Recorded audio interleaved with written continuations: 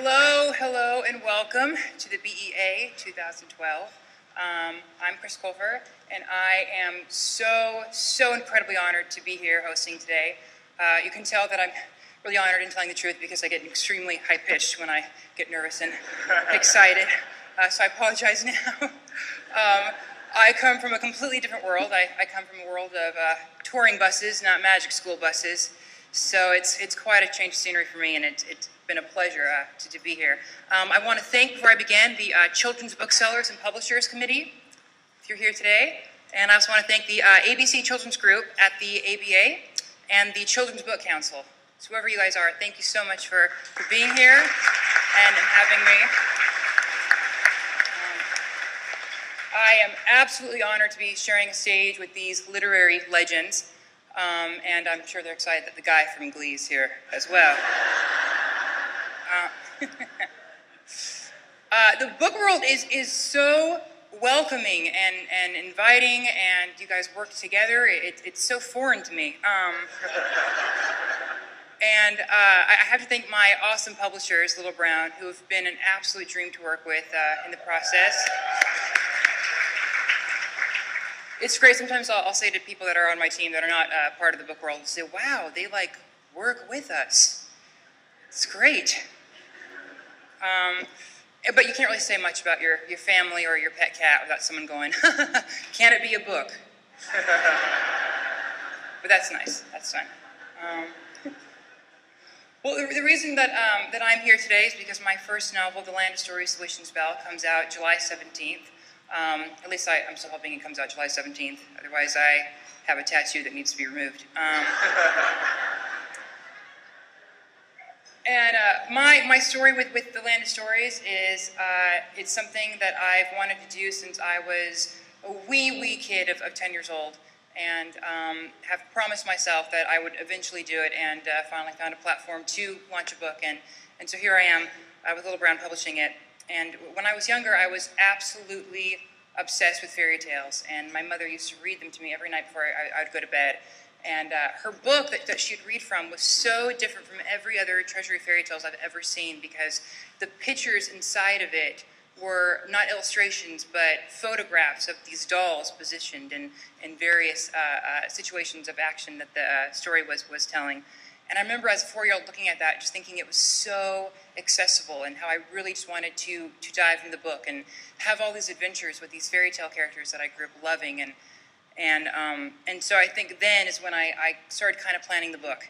And then when I was about 10, I decided that I was going to collect all these adventures that I daydreamed about and turn it into a book, because I thought other kids would like to have these adventures as well. My grandmother was my very first editor. And I used to write chapters every day for her, and each chapter was 2 pages long at the time. And I would go to her house, and I would give her a chapter a day, and she'd read it over, she'd grammar correct and get all the spelling errors out. And if she liked it, she'd keep it, but if she didn't like it, she'd throw it away and tell me I could do better. And I'm so glad that she did. I used to bring those chapters to my co-workers at the community theater that I was working at the time. And I would bring them like chapter 1 one night, and then the next night I'd bring them chapter 14. Because I was a kid, I didn't need to bother with, consistency or anything like that. And they used to say, Chris, where's chapter 2 through 12? And I'd say, well, I just didn't get to it yet. So they were the first people to ever get any kind of a copy of The Land of Stories. So I wonder if they're excited as much as I am now. It's really strange because I am from the Hollywood world, and usually Hollywood has a very big imagination when it comes to actors. Unless you try to venture out into another venue, then they kind of look at you very strangely. Everyone kind of expects me to do some kind of form of glee with everything that I do in the future.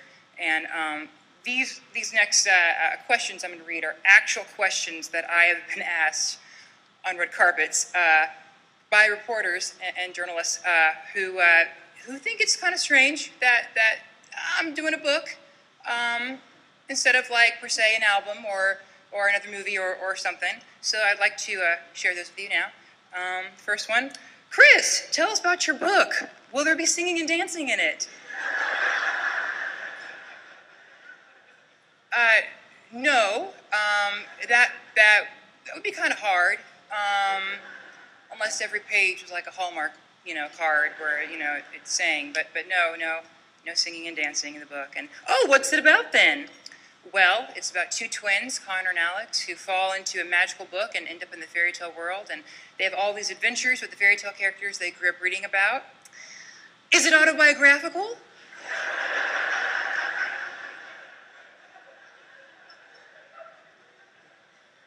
No. I am one person, and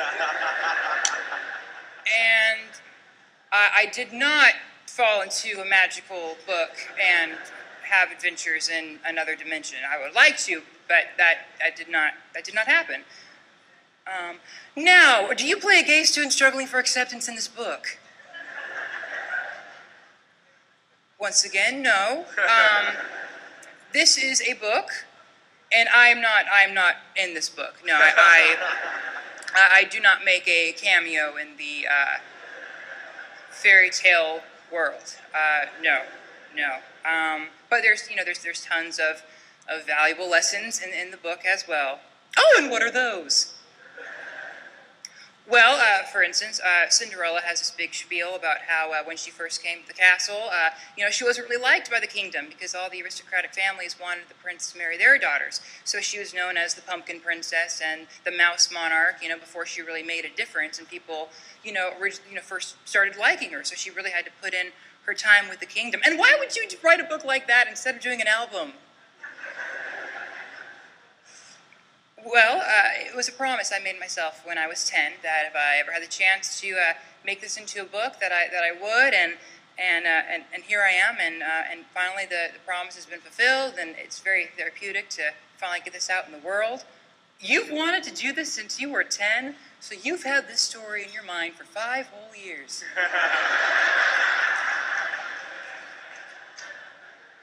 That is quite inspirational. It's 12 years, actually. It's 12. I'm 22 right now, so that would make it 12 years. Now tell us something about working with Lindsay Lohan. Yeah, that's stuff I've dealt with in the last couple months. One of the most amazing part of the process of getting this book published was finding an illustrator to kind of make my images come to life, because when I used to write this as a kid, I was incredibly visual, and I used to spend hours drawing different characters and whatnot. And actually, I have a picture, if we could bring that up, of a childhood drawing that I made. There it is. Yeah. I remember I was in 3rd grade when I drew that, and I didn't have enough time in class, so I asked the teacher if I could take it home and finish it, and they granted me, so that was great. So there it is. That's my childhood drawing, and I found Brandon Dorman online and fell in love with his illustrations and his technique and had to have him. And so we finally grabbed him, and that was such a blessing. Can we show the cover of the real book now? And he really, really, truly just captured exactly what I wanted. He used less crown, but I think his is just as good as mine, if not better. It's actually, can we see that other picture again, the one that we just left? Yes. It's funny because I look for one, like they're very similar. But it's funny because I look at the picture now that I drew when I was younger, and it's interesting how certain things that I've changed since then. Like for instance, most notable in this picture, Goldilocks in the left corner has ninja swords, and at the time that I drew this, I was obsessed with ninjas. But in the real book, she does not have ninja weapons, because I figured that would just be ridiculous. So she indeed has just a sword. So let's see the cover again, the next picture. So yeah, so things have changed definitely. And there's a locket in that picture. There's no locket in the book anymore because I was doing Annie at the time in Fresno, so I drew a locket in there for some reason. I don't remember why. But it really was an amazing process working with Brandon and emailing him and telling him exactly how I saw this world, and that poor man. Someone please, I don't know if I have the power to nominate someone for an award, hosting this, but someone please nominate him for award, not just for art, but for patience, for dealing with this guy. Because these are some emails that I exchanged with him, and you will see firsthand the abuse that he experienced from me with my little questions. Can the Troll King's crown be more Camelot, less Viking? Which I'm sure we all know what that means. Rapunzel's tower has one window. Think more prison, less penthouse. Can the twins be positioned on the cover a little more outward and not look so scared as they fall to a possible death? The gingerbread house should have a candy cane fence, not a gumdrop one. That's just silly. The Sabre of the Sea, which is an item the twins collect for the wishing spell in the book, has a handle made of coral and shell with a blade made of sea glass. And somehow he managed to pull that one off. So that was great.